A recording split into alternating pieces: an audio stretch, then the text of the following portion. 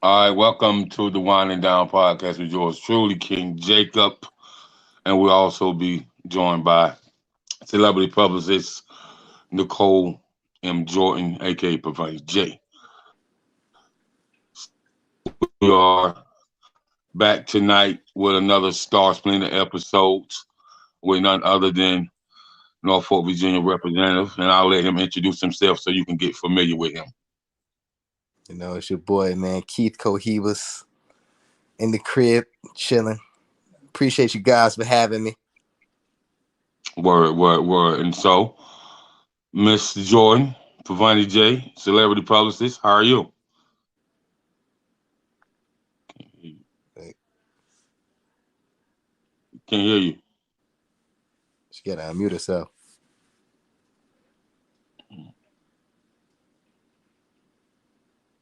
We can't hear you, sweetheart.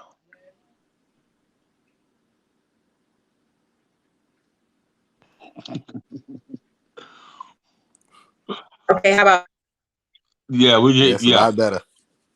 okay, that's great. I don't know why my computer does that. It's like I'm always I don't know. It's retarded. It's retarded. That's what it Your, is. your That's what it is. computer's That's what retarded. it is. It doesn't have a Tech, real brain. Let's just say that. yeah, technology can be really aggravating at times, man. Yeah. At times it's really aggravating. So, go ahead and introduce yourself to the audience. Miss Lady. Yeah, so we're gonna do this like we normally do this here on Winding Down Late Night Conversation. CEO founder of Exquisite PR Firm and also the host of Exquisite Conversation, obviously the host of Winding Down. And we're gonna do like we normally do it here. I'm gonna say to the me, we We already introduced ourselves, so we was just waiting on you, baby oh girl. I'm so late, huh, y'all? So, That's all right. That's all right. yeah, Sometimes that that's happens. cool. Just got out the truck. Yeah, So yeah, you here? So that's what's up. So we're gonna go ahead and get started. So the first thing I want to talk about is HBCU, and Right. I feel like a lot of people don't talk about it enough, and I feel like a lot of times, even as parents and with all the parental guidance that people give their children, they just don't really go in depth what the HBC means to the black community, the black culture. So you went to HBCU, and so let's Yes, talk sir. about that experience for you and how did you make that decision upon leaving high school? Well, initially leaving high school, I didn't plan on actually going to college. So when I went to Norfolk State, it was kind of like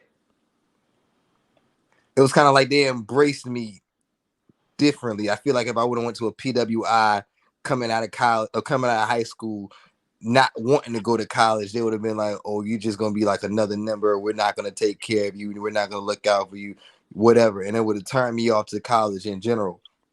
Me going to an HBCU, it was like a family.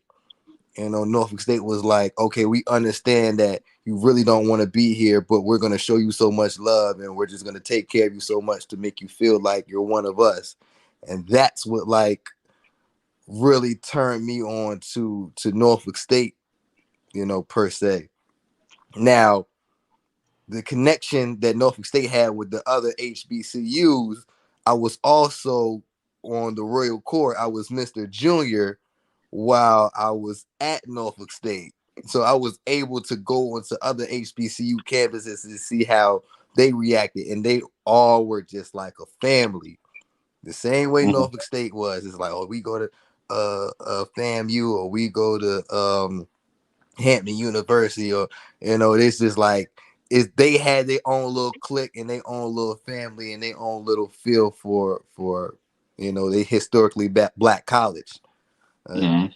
you know, I mean, I feel like HBCUs kind of go under the rug, like Mhm. they're not really highlighted too much. But I mean, for those who actually really step on their yard and then really get that experience of an HBCU, it's kind of like an unexplainable feeling. But You know, that was kind of like my experience with going to Norfolk State. You know, having that Okay. Spartan pride, man. Right. And upon that, I know Deion Sanders has changed the narrative on the way He that people look has. at HBCU. He Deion really Coach has. Prime is that guy, man. Deion Sanders is like something serious, man. So I definitely appreciate him, what he's been able to do, And with it's the HBCU. crazy, man, because for him to go to a HBCU and HBCUs are not really known for like sports like that. And then Prime going there and turning out their whole football program to just making them just a dominating team. It's like, man, it's just it's words can't describe how good that brings to my heart, man. Like, Mm. and Well, then for Prime to be Prime, I feel like nobody could do it but him. Like he was the perfect facts, man for that position, man. because he had, the clout, he had the the records behind him, like he had his resume, for him, what he done in the NFL is like, couldn't nobody go up in there and turn that program around and turn that light into two HBCUs but Deion Sanders, And so what's gonna be interesting is watch how he turned his baseball team around. Cause Yeah, that would be good to see. yeah, Yeah, and I feel like I don't want to get too political or too Black Lives Matter-ish or whatever, but I just wonder how the Caucasian culture is gonna feel about, Prime stepping into a HBCU, turning a baseball team around and they, shining they light on already that. feel some sort of way, bro. They already Yeah, feel some sort of way that's because gonna he already cause some got his. controversy, He got. man. I was listening to a blog and he got partners as far as the baseball that's willing to come through. Partners like Otis Nixon and Dave Jesters and Bob Maddox that was a major league pitcher with Atlanta when he played. So he got Terry Mhm. Pillington that's willing to come through. So he got a lot of partners that's willing to come through and help him out on Right. the baseball side. So that's gonna be dope. So That upon is the gonna be dope, HBCU, man. um, that's kind of I'm gonna ask you a few more, then I'm gonna get celebrity PR, Miss Jordan to step in. So I'm gonna ask you, tell me about this music business of yours, this music career. And that's what Tell I me was going about to ask. yeah. Tell me Well, about the inspirational, rap god. You know what I mean? I mhm. mean, we spoke on the phone and you said, if it's not inspirational, you kind of don't feel a rhythm for it. You know what I mean? So Yeah. let's let's talk about what inspired you to do inspirational hip hop. Well, I had to kind of grow into that, honestly. It's like the place in my life that I'm at now, that is what really inspired me to do the inspirational hip hop. I've been rapping since I was about 16. Yeah, it's like the first time I ever stepped in the studio and recorded a song. That's like the first time I've ever like worked a deal out with a person. So I guess that would be more so, I guess, considering me to, okay, that's when I started rapping. And then as the time went on, life changed. I got involved with a lot of things in my neighborhood I probably shouldn't have. And I started rapping about that type of stuff. And then, by the grace of God, man, I'm still living right now to be able to have this interview. So kind of dwelling on that, and then, trying to be a role model, a mentor, a big brother. It's kind of like, man, I can't be rapping about that type of stuff and then turn around and trying to tell my little brother or my little nephews or, my mentees to not do that stuff that I did before, to do better than me. And I'm sitting here telling them that, and they hearing the music. They're like, well, yeah, but you making. So I'm like, man, I can't do that, man. So, that's what kind of inspired the inspirational hip hop. Also, I rededicated my life to Christ. So, I kind of took another step within my faith. So I don't want to say that's more so of an inspirational thing, but you know, the way Christ lived his life on this earth was very much so inspirational. So I try to just model him and do things that he would do and go from there. Okay, great, man. Great dialogue. So I'm gonna let Miss Jordan jump in and give you some of her expertise, and get further on with the questions, if you would, Miss Jordan. Absolutely, absolutely. So, hi, how are you? How's your I'm night well. going? Night as Yeah, well. yeah. I'm releasing the album in April. I had a little soft listening to it tonight, Mm. well, this afternoon. So I'm just kind of just dwelling on, what happened at the soft listening. Yeah, Okay, so tell yeah. us what happened. Well, I mean, a lot of people, a lot of my close inner circle showed up. They supported. My sister, she's a chef, so she cooked up stuff buffet style, and just was able to connect with them and let them know, my plans for the album, having them hear it, listen to it, getting the feedback that they gave me. It was nice. I enjoyed myself. I mean, I had a good time. Even though I had to do a lot of Definitely. behind the scenes work too. I had to do a lot of setting up and doing a lot of running errands and heavy lifting and getting places from here to here. But at the end of the day, just the memories and the moments, that's what I live for. So I mean, it was cool. That that energy probably was an exciting thing. Was that your first listening party? No, I was my first one. No, I Okay. was my first one. All right. But So tell me about the modeling. You're a model also? I don't want to say I'm a model. I mean, um I've done a few fashion shows at Norfolk State because Okay. at school I was always known for the one that was kind of stylish.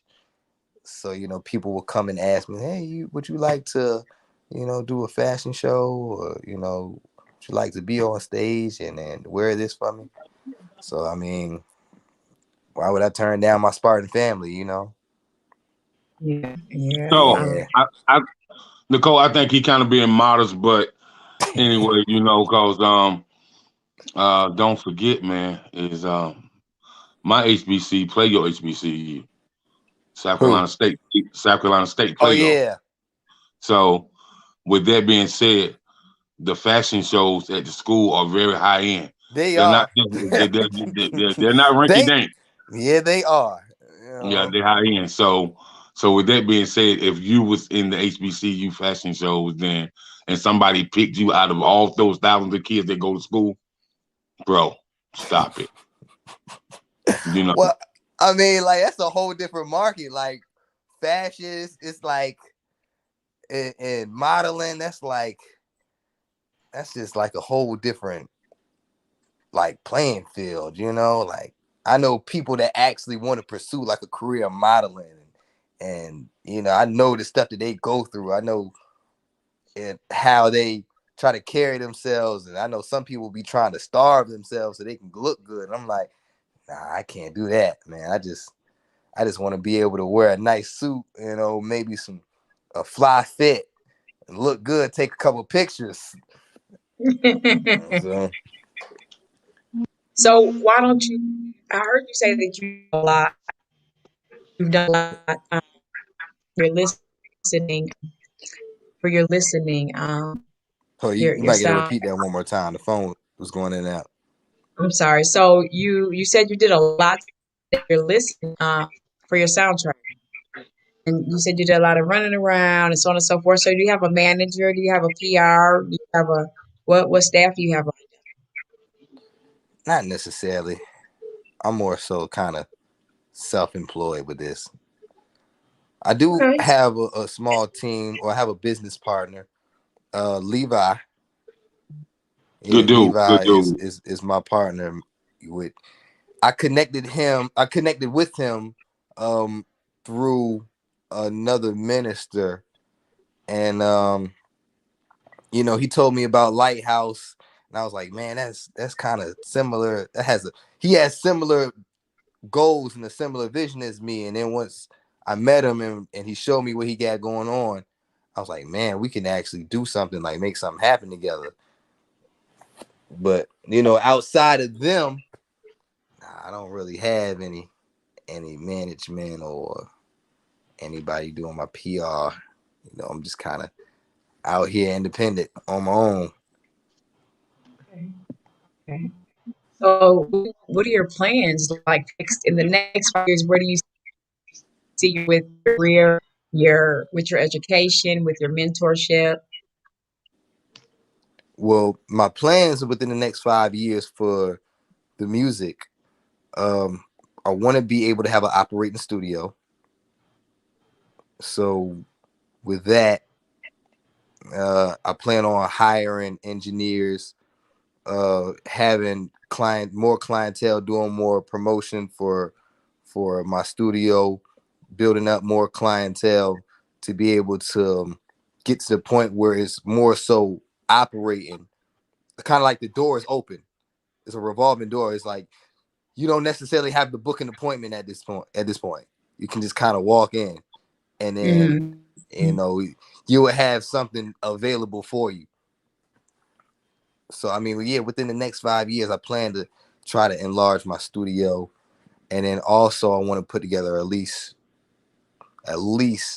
3 albums, 3 solid projects. And when I say projects, I mean like I want to be able to put a tour together or do like a series of events to where, you know, the masses will be able to get to have that experience hands-on. And even if they don't experience it hands-on, I'll be able to be as close enough to them to where they could enjoy, you know, what I bring with the album. Absolutely, I understand that. With the masses and the way the masses get reached, you can really get a PR, and they help you. They help you. They build your brand, All right. and that's something that we can probably talk about here down the line. So, when you're in mentorship, what put you in position to do that? Was there an event? Did something? Well, it kind of all started with my fraternity. I'm a Kappa as well. And Okay. yeah. And Whoa. Whoa. Pretty, pretty boy lady killer. Yes, absolutely. K.A. Psi. Everybody Kappa, loves. yeah, Kappa. Okay. Yeah. Enough said. So now we understand more in depth why you were so popular on the campus of HBCU. Well, I was popular before the letters. Let's not get that messed up. I was the man That's before the letters. Though. That confidence that he has, that's that Kappa. The cockiness, of course. I guess you could say Kappa kind of taught me how to be a little more confident within myself. But absolutely, I don't know. I don't know if it doesn't act like that. They're older days, the offers and whatever else they might to be. I can see the personality now that you say that. Right. You know when I was in school, we used to call the Kappas the CCC. You know, yeah, cocky, confident, consistent. Yeah. That sounds about right. Uh-huh. That's what they say in South Carolina State. Yes, sir. Okay. I might make a trip down there. Holler at the bros down there, see what they got going on. Yeah, cocky. Yeah, man. Yeah. and just no matter where you at, and you with a Kappa, you know,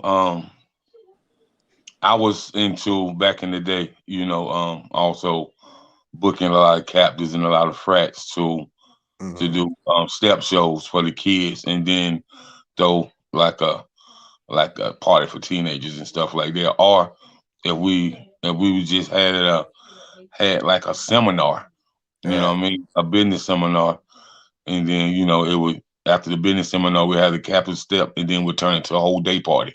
You know what I mean? Yeah. So you know, they definitely known for what they known for, and you know, yeah. So but Nicole, upon him being a capital man, he, that means that he plugged in all over the nation, That is nationwide. true. Absolutely. Because That is true. I Absolutely. have frat brothers all over the place. I can go anywhere and be good, you know. Okay. Okay. But yeah, but that's kind of where the mentoring kind of started with Kappa. We have a thing we do called Guy Right and Kappa League. It's our mentor program. Pretty much, we take middle school, high school students and kind of teach them the essence of being a man. Especially for those that don't really have a father in their life, or a positive male role model. We try to just step in and guide them in the right direction. So that's that's kind peace. of where it all started initially. And then I said my little brother and then my nephew, they started becoming of age, and I started Mhm. seeing myself in them. And then all of my nephew's friends would started. I feel like they um felt closer to me because we were about 10 years apart. So they felt comfortable with coming to me, talking to me, asking me for rides, asking me for this, asking me for that. And I'm sitting here like, listen, I know y'all feel comfortable with me, but I don't want you guys to go out here and kill yourselves. So let me try to guide you in the right direction. So, Absolutely. Absolutely. And a lot of young men do that. right. Upon having the mentor. Right. So and with having the mentor, does it also allow the young to consider themselves yappers, or do they have some type of thing where they can go through and be prepared for a fraternity? I mean, they can't be considered Kappas if they're, in Kappa League. That so You is it have something to, called a league or something like that? you said what? Early fraternity start or something like that? Nah, you So have what to, what what she asking you, is there something that, if it has not been brought to the attention, would you bring the chapter leaders together and do what we call the junior cappers? You know what I mean?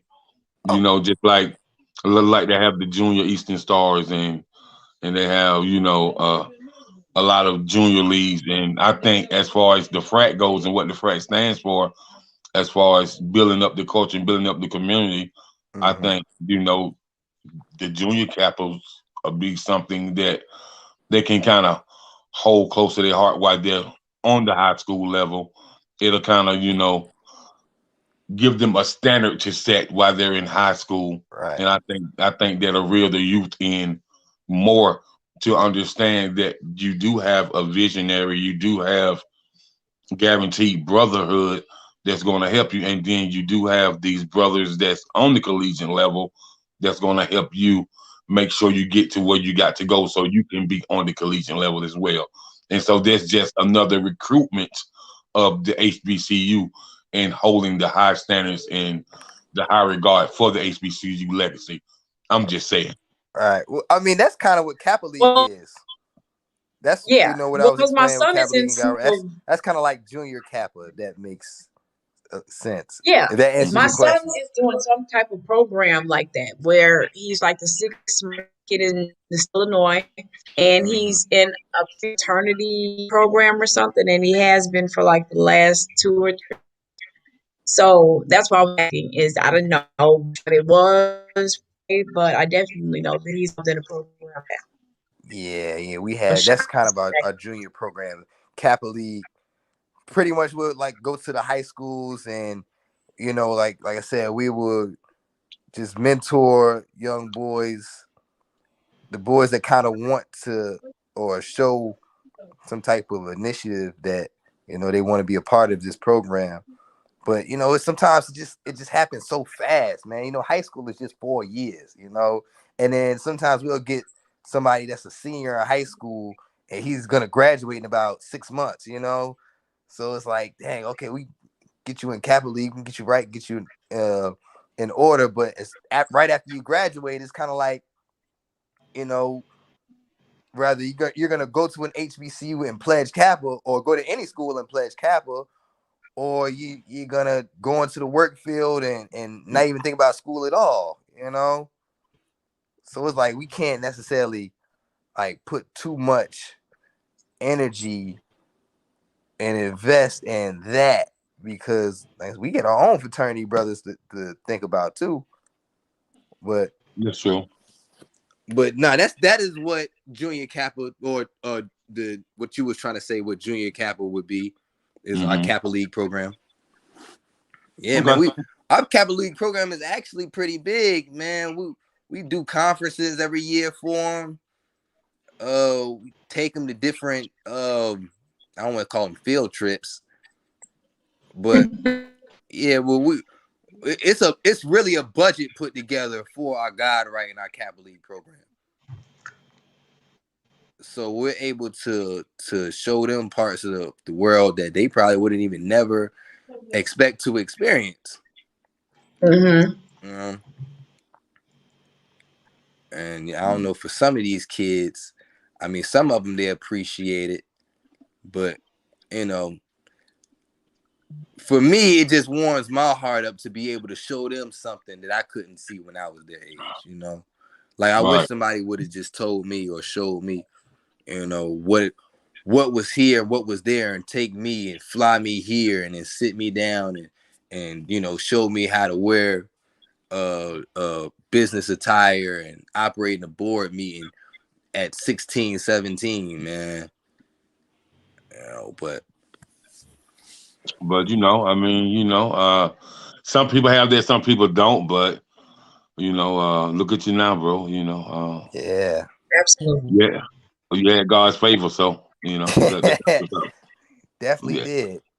yeah, that's what's up, man. So, upon our conversation, it's interesting for me to uh enlighten when you enlighten me that your mom is a entrepreneur and she a CEO, and you know, for her to open up. Did you say y'all had 3 group homes? Yeah, we do. Between my aunt and my mother, altogether we have 3. So that's pretty honorable and pretty noble. So if you can share some of your experiences, you know, as far as you know, being a part of the group home and being on that managerial side of a group home, because there has to be a lot to manage, man.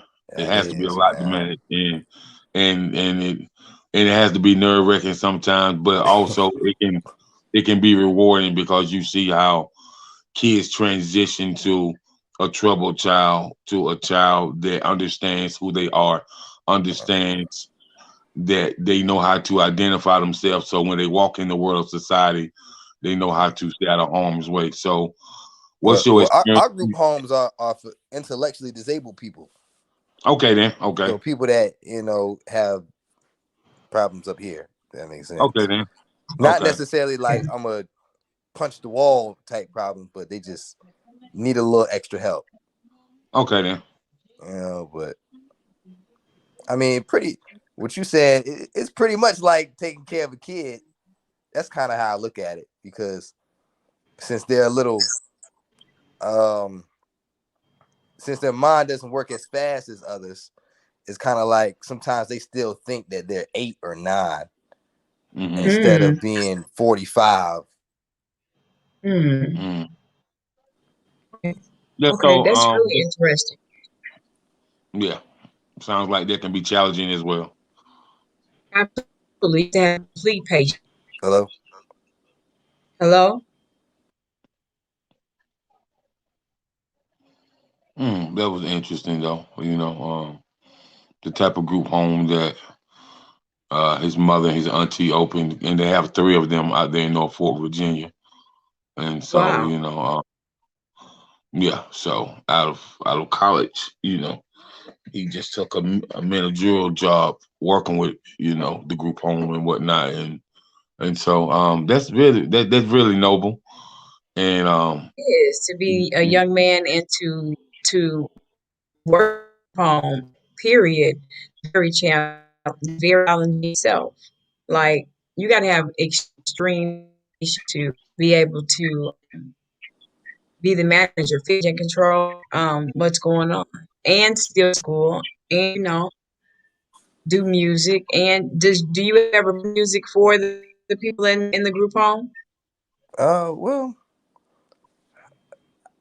I never really thought about doing that, but Just to see the reaction, just to see what uh, happens, see if you can get them to, I mean, in, or just to see if yeah, there are. So is it dual so it's a dual diagnosis place, basically. yeah. It's a Okay, place so where they can live hmm because they get to an age where their parents can't take care of them anymore. Like I said, in their hmm mind, they still kind of operate like they're 8 or 9. So mm, if you're 45 and your parents are 65, 70, it's kind of like I can't take care of a 45-year-old man that thinks he's 8 years old, you know? mm, So that's where we kind of step in at. hmm hmm Uh, yeah, I okay. understand. Seen that they got a place called Vista that does the same thing. Um, uh-huh. so with that said, do you guys have other CNA there, other nurses, other staff Yeah, we do have attend? other DSPs. Oh, that's what you We call Okay. them. have other DSPs, Okay. and that's kind of like where I kind of come in. I kind of make sure all the DSPs are in order. I make sure that the house is in order. I make sure it's clean. I make sure there's groceries in it. I make sure that um trying to think of other things off the top of my head. I make sure all the medicine is in order. Yeah, I just make sure everything is lined up in the house because sometimes the house can get pretty ratchet. Mm, And it Okay. takes a Okay. lot with keeping up a managing a house like that, especially if you have 4 clients in there. They can, do some stuff up in there and then not want to clean up after themselves. Right. So, mm-hmm. upon working with patients of that caliber and whatnot, what type of certification do you guys require your workers to have upon hiring them? Well, we require for them to be TOBA trained, CPR certified, med certified. Um, there's a couple other certifications I can't think of off the top of my head, but we just want to make sure they just have an understanding about taking care of a person and being able to um distribute medication. Mm-hmm. Understand that the medication that you give them could potentially kill them if it's distributed the wrong way. So we just Okay. want Exactly. them to understand that, and understand that um you know this job might get a little physical. So if somebody fall, you need to be able to know how to pick them up, carry them, put them down, Mm-hmm. and how to assist him with if he's a fall risk, Mm, assist him with walking, and mm. stuff of Okay. that Okay. nature. So, yeah, that's a really that's basically like nurse or Yeah, being a caregiver, and yeah, you have to basically taking care of someone. Mm-hmm. You're stepping someone else. The family comes visit, right? Or these are where they don't visit anymore. They're just kind of pushed aside, or Hold on, you gotta say that one more time. The phone was breaking up. Yeah, yeah, you are breaking up they bad. are they the family that are they, do their family come and visit them, or are they just kind of push them to the side and you just over and you family? You said their parents? Yes. Oh no, their parents are just old. Oh, okay. Just can't. Yeah, Yeah, I get that so part. I get what you're saying.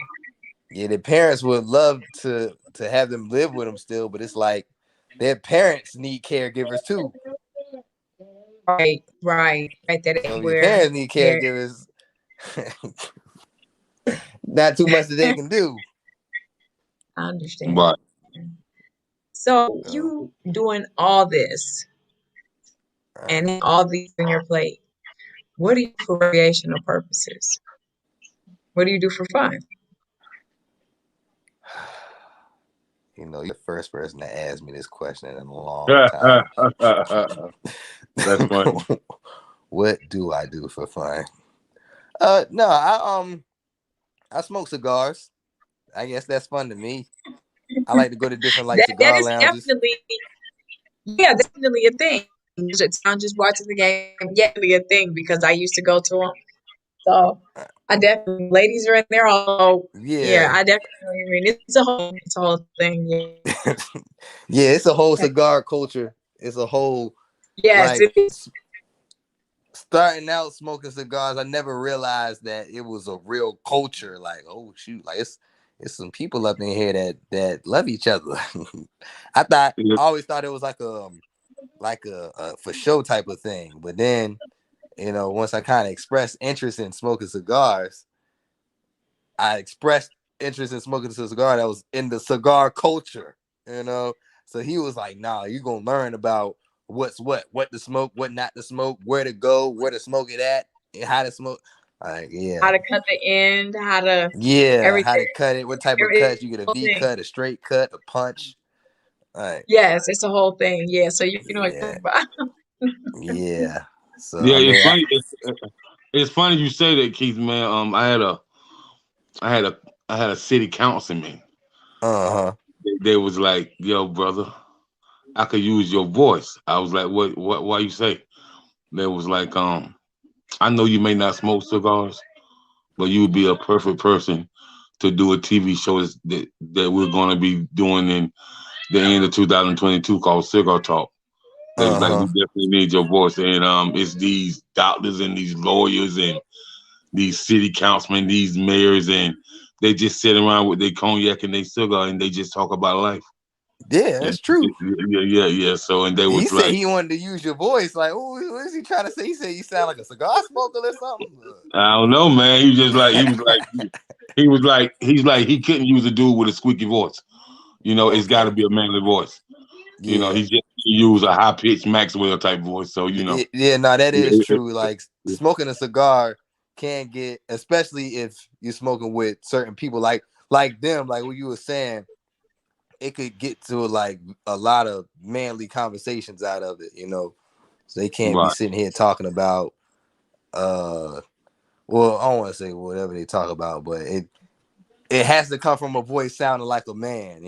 right, right, right, right. You can't be you can't be having these high pitched voices, man. What Yeah. these dudes act like they didn't get fed meat when they was coming up or something, bro.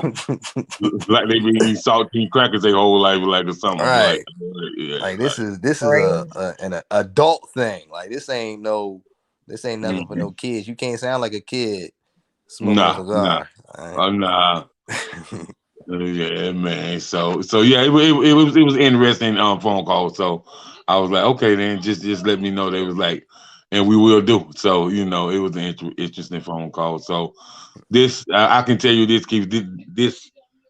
This voice of mine has got me into a lot of places, bro. So That's great, man. yeah. So That's a I just blessing, man. That's a it is whole it is yeah, man. it That's a is man. gem for you to be Right, able to just to get where you need to get just by having the voice you have, man.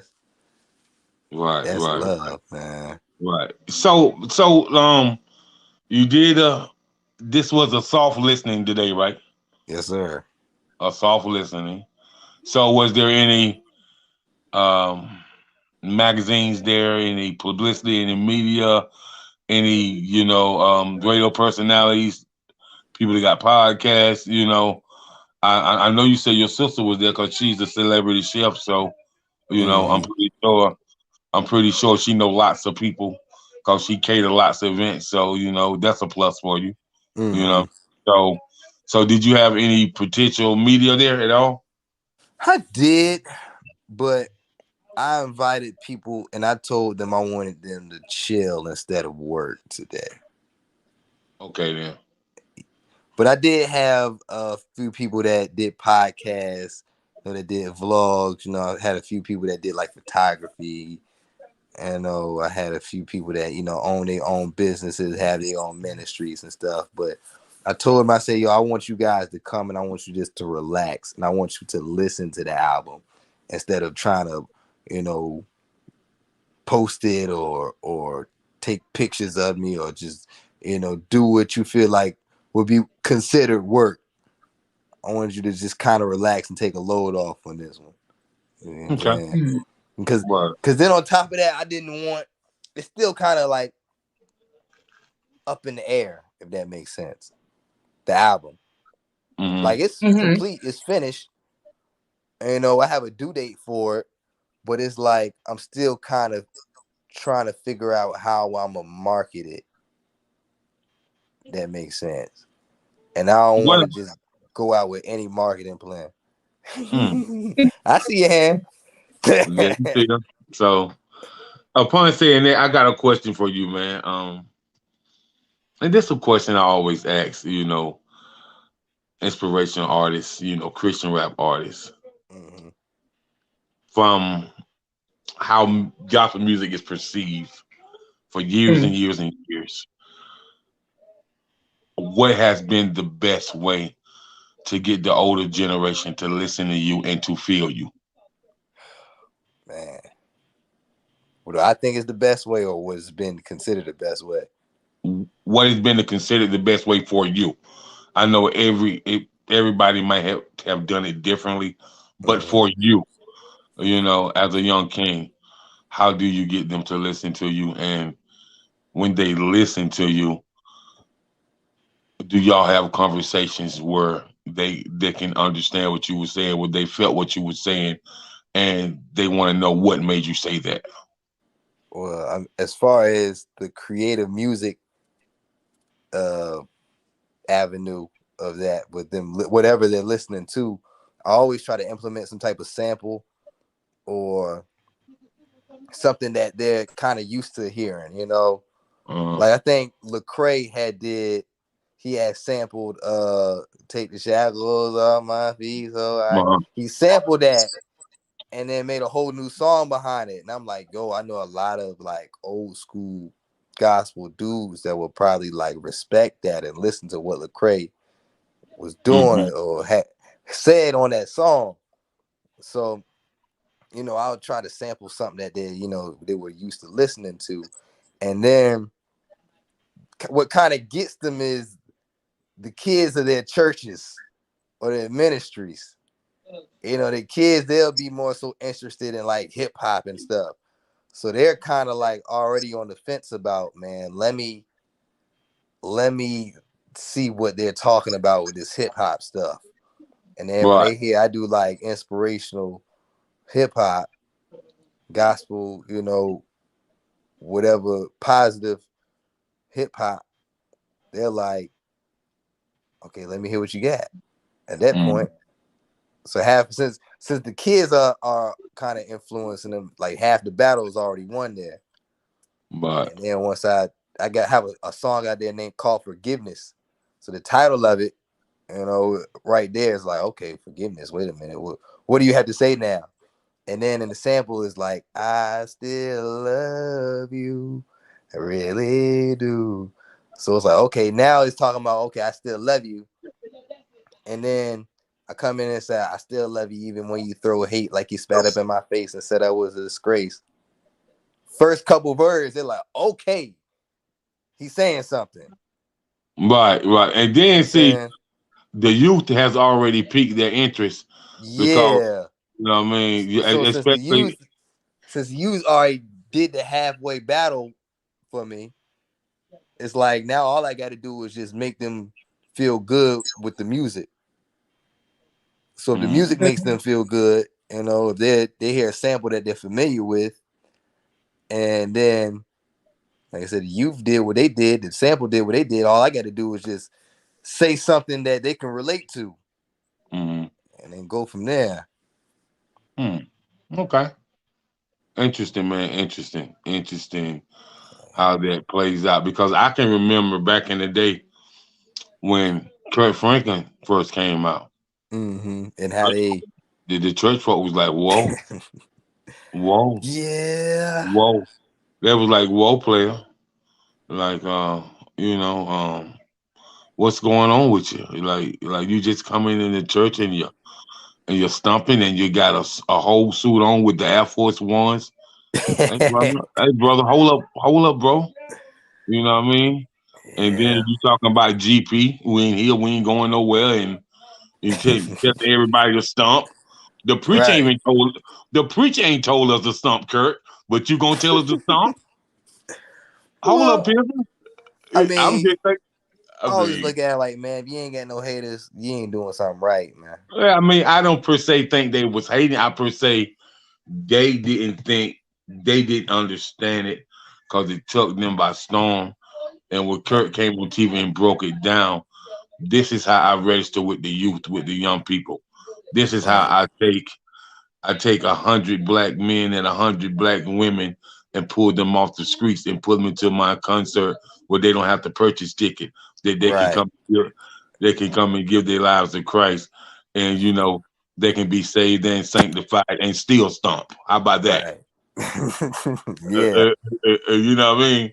So I think Kurt did an awesome thing. So you know what I mean, and Kurt I has just definitely I opened just some want you doors. to, yeah, man. I just want you to keep doing what you're doing, man, and get them features and keep getting some more features, man. Listen, man.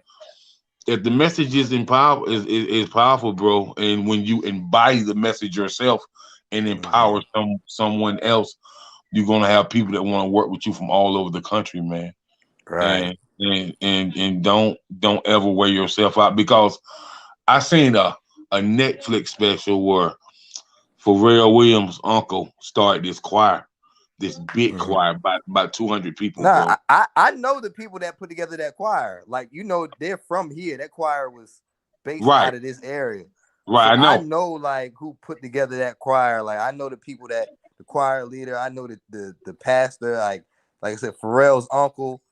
Like I know actually had a few. Ironically, had a few frat brothers in that choir.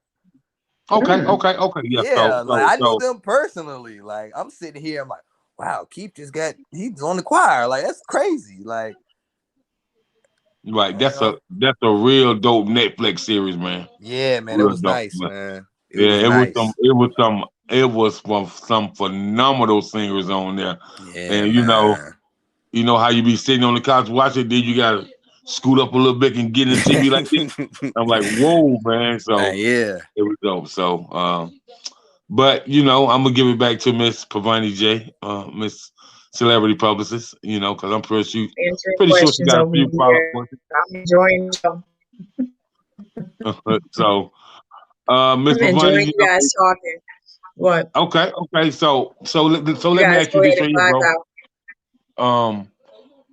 I see a lot of open mics, man, but what about the whole hip hop open mics? Like, cause when I was, like when I was in Florida, when I was in the DMV area, when I was out in Texas, man, I see them do it a lot, man. But it's only a few places around the country that do it a lot. You know what Right. I mean? And I done met some phenomenal warriors of Christ Right. with these open mics, man, and I think, bro, that this is what I think about people just like you and Levi, y'all business partners. Mm-hmm. Levi got a really really solid thing going on, man. And I think that it's not just music; it can be music, TV, and film, and I'm willing to help, Mm-hmm. and we definitely need to sit down and have a conversation. Me, you, Levi, and my team, and of course of Miss Celebrity Publicist. We gotta get her attention too. So for sure, for sure. You know what I mean. So Yeah, no doubt. Yeah, cause she know everybody and their mama and the paper towels in the back seat. Yeah. I believe it. I do. We just don't tell people, you know, that they Yeah. until we just wait until then Right, they'll right, turn right. you down. So, Mr. Levi told me I Take need to have you out of here 10 minutes before 11 at least because Yeah, man. I actually have to go into the group home tonight to, yeah, he told me handle he told some me to go to work. So I just want you to go ahead and give your shout outs, man, and let everybody know where they can find where they can connect with you at, man. You know, because you got people from all over the land and the country that love that good inspirational music. So just let them know where they can connect with you at. But they can follow me everywhere at Keith Cohibas. The Cohibaz. I know not too many people know how to spell or pronounce that. Keith Cohibas. That's a cigar. So for the people that's in the cigar culture, I guess that's kind of their thing. They'll hear Cohibas is like, okay, I know he might have some good raps. Cause if he gonna name himself after that. Yeah. But they can follow me at Keith Cohibas everywhere: Instagram, Twitter, Facebook, YouTube, all over the place, man. Keith Cohibas. Also follow my company, Liberty Entertainment 19. It's at Liberty Entertainment 19. You know, they can follow that everywhere as well. But that's about it. So Cohibas, listen, man. What's up? That's a brand by itself, man, and don't sell yourself short, bro. That's the cigar brand. Mm-hmm. That's the smoking roll brand. Mm-hmm. That's the cognac brand. And you know that's the cologne brand. Stop it, man. Stop playing with yourself like that, bro. Stop it, man. Do that thing, man. Do that thing, man. You know, cause they already got a ring to it, and they would definitely love it in France and Germany. Believe that. Mm-hmm. You know what I mean? So Well, I mean, that's that what. name was given to me by another one of my frat brothers, man. They said in that Mhm. cigar culture, they was like, "Oh, the way you rap, you are a Cohiba." So you Keith Cohibas now. Word. So we would definitely be in touch, man, so we can really talk about some things and let you get you to a household name, man. And with that, you definitely need branding, marketing, and publicity. So I'll definitely be in touch. All right, man. I appreciate you guys for having me. Thank Yes, you. sir. Peace. Time out Really today. appreciate it, and we're definitely gonna we'll definitely have you back Will do. here shortly. All Looking right, man. forward to it. Yes, sir. Take care. Be blessed. You too. Appreciate it.